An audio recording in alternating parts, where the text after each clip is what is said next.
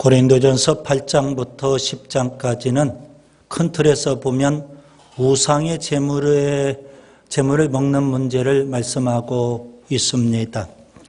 바울은 8장에서 이렇게 말했습니다. 우상은 아무것도 아니다. 오직 하나님밖에 없다. 그런데 우상의 습관에 사로잡혀 있는 사람들이 있습니다. 그들은 실제 우상이 있는 줄 알고 우상의 제물을 먹는 문제에 있어서 시험에 드는 경우가 있더라는 겁니다. 바울은 만약에 형제가 실족하게 된다면, 우상의 제물 때문에 형제가 실족하게 된다면 나는 영원히 우상의 제물 고기를 먹지 않겠다. 이렇게 8장에서 말했습니다.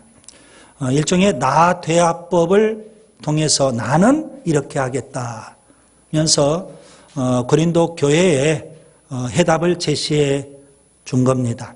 우상의 제물 때문에 형제가 시험 들어서는 안 된다는 겁니다. 바울은 9장에 넘어가서 이제 개인적인 이야기를 합니다. 물론 여전히 우상의 제물을 먹어야 되느냐 하는 문제 가지고 말씀을 하고 있는 겁니다. 바울은 많은 비난을 받았음에도 불구하고 평생 사도로 살았습니다. 사명자로 살았다는 말씀입니다. 여러분도 사명자고 저도 사명자. 저는 목회자, 사역자, 여러분은 평신도 사역자. 우리 모두가 다 사명자입니다. 바울은 평생 사명자로 살았습니다.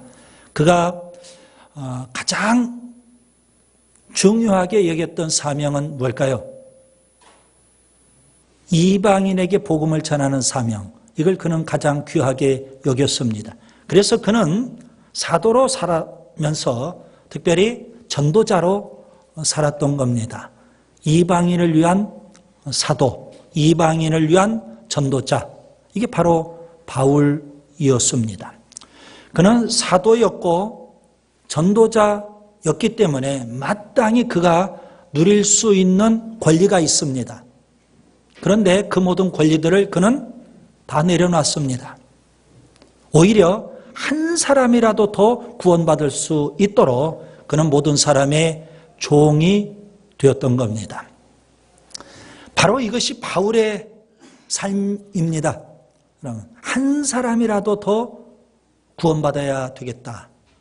그런 차원에서 우상의 제물을 먹는 문제도 우리가 해답을 얻을 수 있을 거라고 생각이 됩니다. 바울은 이렇게 나는 사도로 살았고 또 전도자로 살았고 모든 사람을 섬기는 종으로 그렇게 살아왔다는 겁니다. 오늘 10장에서 바울은 이제 역사적인 이야기를 합니다. 개인적인 이야기에서 이제 역사적인 이야기로 이야기를 좀 바꿉니다. 오늘 10장 본문을 보면 출애굽 사건, 이스라엘 조상들에게 있었던 그 일을 언급을 하고 있습니다. 특별히 이 역사적인 이야기는 우리에게 굉장히 중요한 교훈을 줍니다. 물론 바울이 우상의 제물을 먹는 문제 때문에 지금 고린도 교인들에게 해답을 제시해 주는 거지만 오늘 본문 11절에 보시면 말세를 만난 우리라는 표현이 있습니다. 여러분, 우리가 살고 있는 이 시대를 성경은 말세라고 표현합니다. 예수님 초림부터 예수님 재림 때까지 전 기간을 말세 이렇게 표현하고요. 우리가 살고 있는 이 시대는 말세 가운데서도 마지막 때, 그래서 말세 지말, 흔히 그렇게 표현합니다. 고린도전서 10장의 내용은 1차적으로 바울이 고린도 교인들에게 우상의 제물을 먹는 문제에 대한 해답을 제시해 주는 겁니다. 그러나 마지막 때를 살고 있는 오늘 우리들에게 주신 소중한 교훈이 된다는 겁니다. 그래서 오늘 설교의 제목도 바로 11절 이 표현을 제가 사용했습니다. 말세를 만난 성도, 말세를 만난 우리들에게 오늘 고린도전서 10장은 어떤 교훈을 주느냐 이겁니다. 단지 고린도전서 10장 고린도 교인들에게 해당되는 말씀으로만 여기지 말자는 겁니다. 오늘 우리에게 주시는 소중한 교훈이 여기에 담겨 있거든요. 저는 오늘 본문 고린도전서 10장을 세 단락으로 나누려고 합니다. 1절부터 13절까지 첫 번째 단락에서 바울은 영적으로 각성하라, 그렇게 우리에게 말씀하고 있습니다. 그 다음에 두 번째 단락 14절부터 22절까지 주님과 친밀한 영적 교제를 나누어야 된다, 이렇게 말씀하고 있습니다. 그리고 세 번째 단락 23절부터 33절까지 다른 사람의 유익을 위해서 살라, 이렇게 말씀하고 있습니다. 우리가 영적으로 각성해서 주님과 깊은 영적 교제를 나누고, 이렇게 주님과 깊은 영적 교제를 나누는 사람이라면 이제 다른 사람의 유익을 위해서 살아야 된다. 오늘 말세를 맞이한 말세 마지막 살고 있는 오늘 우리들에게 주신 영적 교훈이라고 생각이 됩니다. 먼저 첫 번째 단락을 보겠습니다. 1절부터 13절입니다. 우리 한번 따라서 하겠습니다. 영적으로 각성하자. 왜 영적으로 우리가 각성해야 될까요? 대단히 중요한 건데요. 오늘 11절에 보면 말세를 만난 우리를 깨우치기 위하여 그랬습니다. 말세를 만난 우리들을 깨우치기 위하여, 영적 각성을 위하여 주신 말씀이라고 우리가 해석할 수 있겠습니다. 바울은 구약의 역사, 특별히 출애굽의 역사를 지금 언급하고 있습니다. 1절부터 4절에 보면 이스라엘 백성이 출애굽을 했어요. 우리가 잘 아는 대로 하나님께서는 모세를 통해 애굽의 10가지 재앙을 내리고 430년 동안 노예 생활을 하고 있었던 이스라엘 백성을 거기에서 구원해 주신 겁니다. 여러분, 출애굽 사건은 구원 사건입니다. 이렇게 출애굽을 경험했던 이스라엘 백성들은요, 구름 기둥의 인도를 받았어요. 그리고 그들은 기적으로 홍해를 건너게 됐어요. 그리고 그들은 하나님께서 주시는 만나를 날마다 먹게 됐고, 반석에서 솟아나는 생수를 그들은 마실 수 있게 됐습니다. 이렇게 구원받은 이스라엘 백성들에게 하나님은 엄청난 은혜와 축복을 베풀어 주셨습니다. 그런데 문제는 뭘까요? 본문 5절입니다. 그러나 그들의 다수를 하나님이 기뻐하지 아니하셨고요. 그래서 그들은 광야에서 다 멸망당하고 말았던 겁니다. 맨 처음 출애굽을 할 때 20세 이상 장정만 60만이었습니다. 그런 그들이 광야 40년 생활하면서 광야에서 다 멸망당하고 말았던 겁니다. 여러분, 구원받았는데, 출애굽과 홍해를 건넜는데, 그리고 하나님의 은혜와 축복을 누렸는데 그들이 다 광야에서 멸망을 당하고 말았다는 겁니다. 그래서 우리가 뭐 해야 돼요? 영적으로 각성해야 되는 겁니다. 내가 출애굽했다고, 내가 예수님을 믿음으로 구원받았다고 자만에 빠지면 안 된다는 말씀입니다. 출애굽을 했던 이스라엘 광야 1세대, 그들이 광야에서 다 멸망을 당했기 때문에 그렇습니다. 여러분, 가나안 땅에 들어간 사람은 출애굽했던 사람 가운데 갈렙과 여호수아 두 사람밖에 없지 않았습니까? 왜 이런 일이 벌어지게 됐을까요? 아니, 구원받았는데, 그리고 하나님의 은혜와 축복을 누리는데 날마다 구름기둥, 불기둥이 인도를 해요. 날마다 만나와 메추라기를 먹어요. 반석에서 생수를 그들이 마셔요. 이런 축복을 그들이 광야 생활하면서 누렸는데 왜 그들이 다 광야에서 멸망을 당하고 말았을까요? 6절에 보니까 그들은 악을 즐겨 했더라는 겁니다. 여러분, 악을 즐겨하면 하나님이 기뻐하지 않으십니다. 비록 그들이 구원받았다 할지라도 다 멸망당할 수밖에 없더라는 겁니다. 그러면 출애굽했던 광야 1세대가 즐거했던 그 악 중의 악은 뭘까요? 오늘 본문에 보면 네 가지를 언급을 해요. 그 첫 번째가 7절에 우상 숭배입니다. 축복입니다. 그리고 두 번째가 8절의 음행이었습니다. 세 번째는 9절에 하나님을 시험하는 것이었고요. 네 번째는 10절의 원망이었습니다. 이렇게 악을 즐겨하니까 하나님께서 그들을 광야에서 다 멸망시키고 마셨던 겁니다. 여러분, 이것이 오늘 우리들에게 교훈이 되지 않을까요? 그래서 바울은요 6절에 우리의 본보기다, 11절에도 이런 일은 본보기가 된다. 여러분, 좋은 본은 아니죠. 이렇게 하면 멸망당한다, 그런 본보기가 되더라는 겁니다. 그렇기 때문에 우리는 정신을 바짝 차려야 되는 줄 믿습니다. 여러분, 오늘 본문 5절에 이런 표현이 있어요. 그들의 다수를 하나님이 기뻐하지 않으셨고 그래서 멸망시키셨다는 겁니다. 산상설교에 보면 예수님께서 결론 부분에서 이런 말씀을 하셨어요. 마태복음 7장 22절 23절에 그날에, 여기 그날은 예수님 재림하셔서 심판하시는 그날을 의미하는 겁니다. 그날에 이런 일이 있을 거라는 겁니다.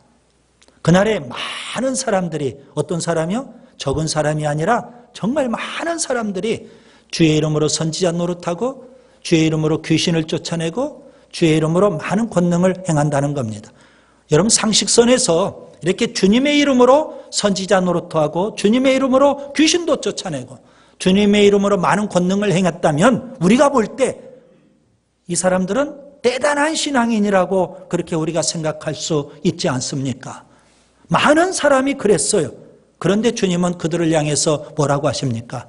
그것도 심판대 앞에 섭니다. 이 불법을 행하는 자들아, 내게서 떠나가라.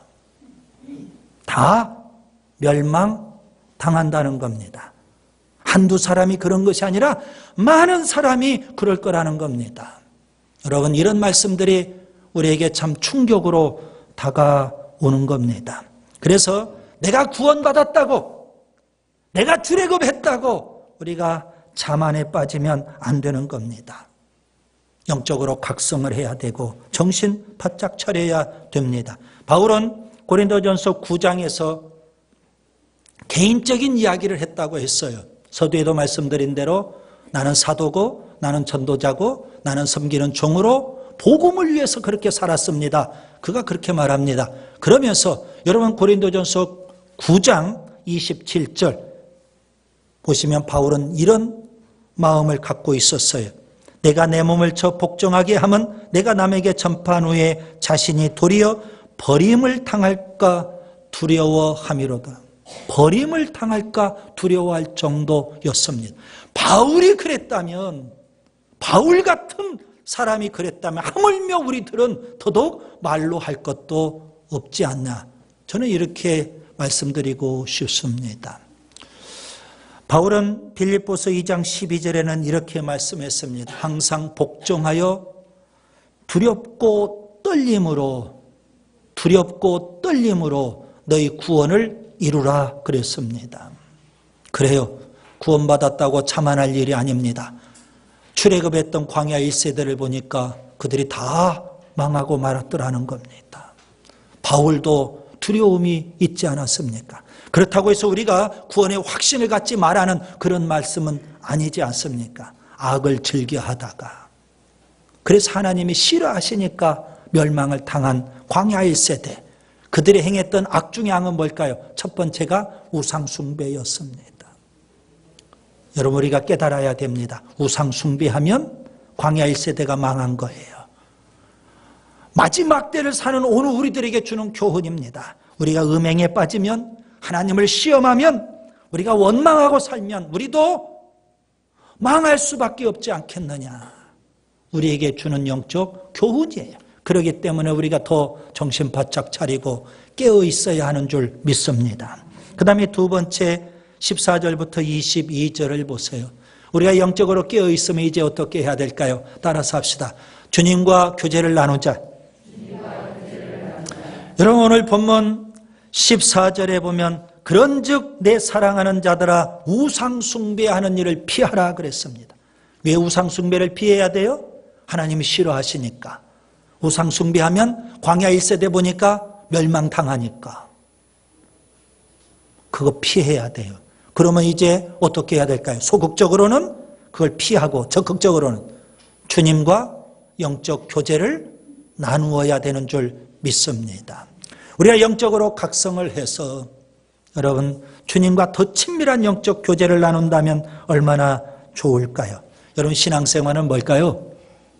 신앙생활의 참된 본질이 뭔지를 아셔야 됩니다.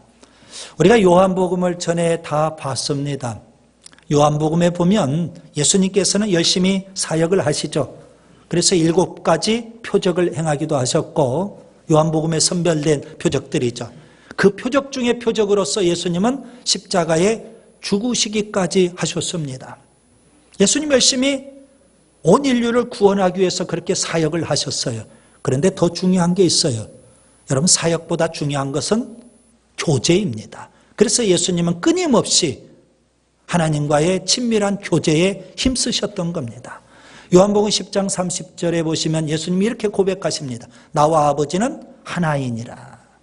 하나님과 하나가 될 정도로 아주 친밀한 영적 교제를 나누셨던 겁니다. 자, 나와 아버지는 하나이니라 이 말씀은 무슨 의미일까요? 요한복음 10장 38절에 보면 아버지께서 내 안에 내가 아버지 안에 거하는다. 그래서 하나님과 하나가 되는 그런 교제를 말씀하고 있는 겁니다. 예수님만 그러셨어요? 아니에요. 예수님은 제자들과도 그런 친밀한 영적 교제를 원하셨어요.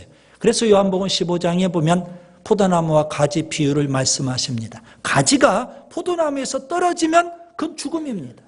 가지는 포도나무에 붙어 있어야 돼요.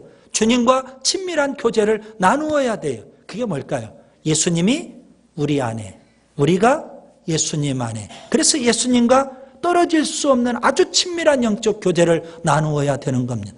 요한복음에서는 신앙의 본질이 무엇인지를 우리에게 말씀해 주고 있습니다.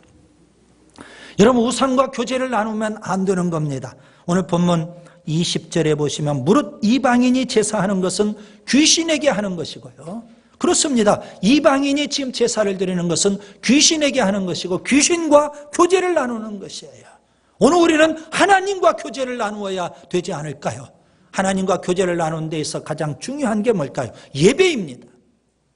그 예배 중에 또 가장 중요한 부분이 말씀이고 또 성찬 아니겠습니까? 그래서 바울은 16절에 우리가 축복하는 바 축복에 차는 그리스도의 피에 참여함이 아니며 우리가 떼는 떡은 그리스도의 몸에 참여함이 아니냐. 성찬을 말씀하고 있는 겁니다. 여러분 성찬이라는 것은 축복의 통로입니다. 성찬은 은혜의 통로가 되는 겁니다. 성찬을 소홀하게 여기지 않기를 바랍니다. 성찬 자체가 하나님 앞에 드리는 예배가 아니겠습니까? 예배를 통해서 우리가 하나님과 아주 친밀한 영적 교제를 나눌 수 있기를 바랍니다. 하나님이 그것을 원하셔요. 그래서 하나님은 우리가 영적으로 각성하라는 겁니다. 정신 바짝 차리고. 왜요? 이렇게 살다가 우리가 광야 1세대처럼 멸망당하면 안 되니까 정신 바짝 차리고 하나님과 영적 교제를 나누어야 되는 줄 믿습니다. 그래요. 교회 와서 열심히 사역하는 것도 참 중요해요. 더 중요한 것은 하나님과의 친밀한 영적 교제가 되더라는 겁니다. 예수님과 열심히 교제를 나누면 우리가 예수님을 닮아갈 거 아니겠습니까? 그것을 교리적으로는 성화라고 표현하는 겁니다. 예수님과 교제를 나누면 그만큼 예수님을 닮아가는 삶을 살게 되는 겁니다. 여러분 부부가 남남이었지만 둘이 사랑하는 마음으로 하나가 됐을 때 결혼한 평생 여러분 결혼 생활은 교제를 나누는 생활이에요. 그래서 부부가 서로 닮아가는 거 아닙니까? 얼굴도 닮아간다고 하고 삶이 닮아지는 거예요.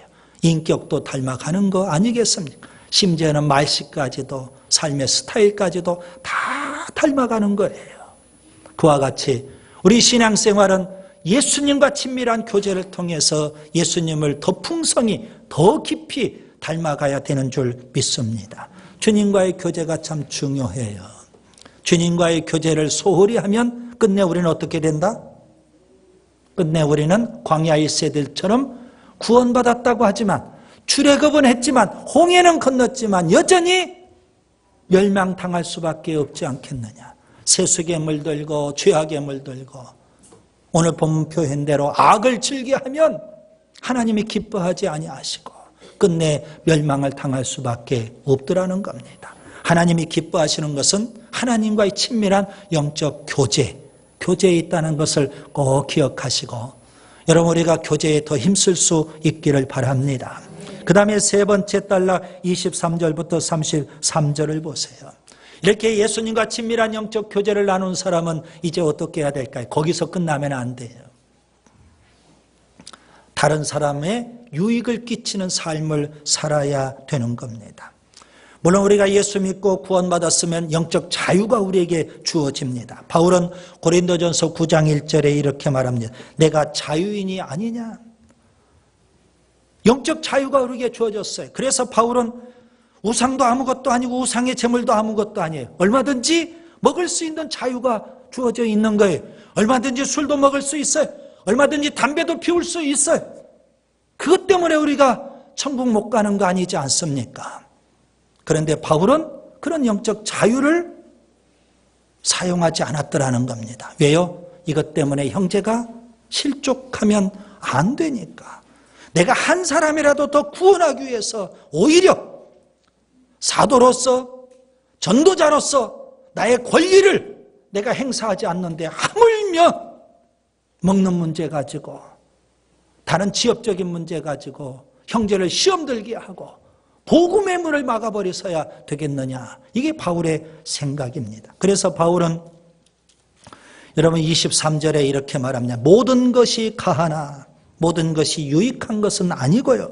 모든 것이 가하나 모든 것이 덕을 세우는 것은 아니라고 말씀했습니다. 여러분 중요한 건 뭘까요? 나에게는 예수 믿고 구원받았으니까 영적 자유가 있지만 정말 중요한 건 뭘까요? 덕을 세우는 일에 다른 사람에게 유익을 끼치는 일에 우리가 힘써야 되는 겁니다. 흔히 제가 하는 말로 배려할 줄 알아야 되는 겁니다. 우리가 교회에서 신앙생활을 하는데 어떤 분들은 이렇게 해요.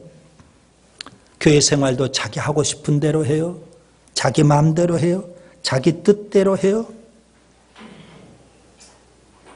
물론 좋아요. 초신자라면 이해가 돼요. 그런데 여러분 중직자가 자기 하고 싶은 대로 하고 자기 마음대로 신앙생활하면 어떻게 되겠어요? 이건 덕이 안 되잖아요. 다른 지체들에게 유익이 되지 못하잖아요. 오히려 나쁜 영향을 끼치게 되고 다른 지체들을 실족하게 만들잖아요. 그래서 바울은 덕을 끼쳐야 되고 유익을 줄 수 있어야 된다. 이렇게 말씀을 합니다. 우상의 제물의 문제를 여전히 말씀하죠. 25절에 보면 시장에서 고기를 샀어요. 그 고기가 우상의 제물인지 아닌지 잘 몰라요. 그냥 사서 먹으라는 겁니다. 굳이 그걸 묻지 말고 사서 먹으라는 겁니다. 27절을 보세요. 불신자가 초대를 했어요. 우상의 제물로 고기를 만든 건지 아닌지 그 묻지 말고 먹으라는 겁니다. 그런데 혹은 어느 누가 시장에서 고기를 사는데 이건 우상의 제물입니다. 이웃집에 초대를 받아서 가서 먹으려고 하는데 이건 우상의 제물로 만든 고기입니다. 그렇게 알려주면 그 사람의 양심을 위해서 그 사람이 실족하지 않도록 먹지 마라. 바울은 그렇게 말합니다. 왜요? 나는 먹을 수 있는 자유가 있어요. 왜요? 우상은 아무것도 아니고 우상의 제물도 아무것도 아니에요. 감사함으로 먹으면 돼요. 그런데 믿음이 약한 사람은 그렇지 못하지 않느냐.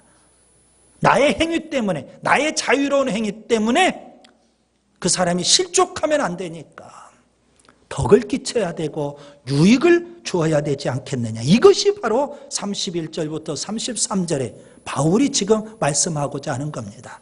여러분 오늘 결론이 그겁니다. 8장부터 10장까지 우상의 제물을 갖고 고린도 교인들에게 교훈했던 바울은요 이제 결론적으로 말씀을 줍니다. 여러분 우상의 제물 먹어야 되느냐 먹지 않아야 되느냐 꼭 이 문제만 가지고 우리가 따질 건 아닙니다. 우리가 어떤 문제 가지고 고민이 돼요.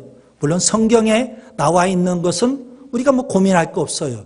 성경이 말씀하면 그대로 하면 되거든요. 그런데 성경에서 말씀하지 않는 것도 분명 있거든요. 이런 문제를 가지고 우리가 어떻게 해야 될까? 고민이 돼요. 어떻게 해야 될까요? 바울은 예수님에게서 세 가지를 배웠어요. 여러분, 중요한 것은 항상 결론은 예수님에게로 돌아와야 돼요. 바울이 예수님을 연구했고 그 예수님에게서 그는 세 가지를 배웠어요. 예수님은 어떻게 사셨을까요?